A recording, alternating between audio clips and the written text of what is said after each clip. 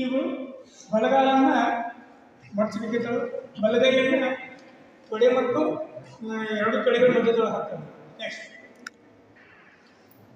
ಎಡಗಾಲನ್ನು ತಗೊಂಡ ಎಡಗೈಯನ್ನು ನೋಡಿ, ಎಡಗಾಲನ್ನು ಬಲಗೈ ರೆಟ್ಟೆಯಿಂದ ಬದಲಾಗಿ ಬರಬೇಕು. ನಂತರ ಎಡಗೈಯನ್ನು ಎಡತೊಡೆ ಎರಡೂ ಕಾಲಗಳ ಮಧ್ಯದಲ್ಲೇ ಹಾಕಬೇಕು.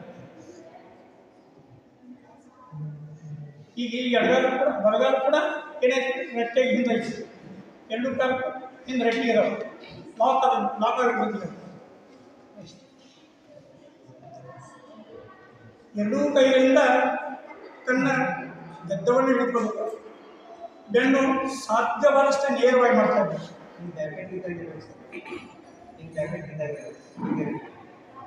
ಹಿಂಗಿತ್ತು ಔಟ್ ಆಫ್ ಬೆಲ್ಟ್ ಆರ್, ಹಿಂಗಿತ್ತು ಔಟ್ ಆಫ್ ಇಲ್ಲಿ ನೋಡಿ, ಹಿಂಗೆ ಮಾಡಿದ್ರೆ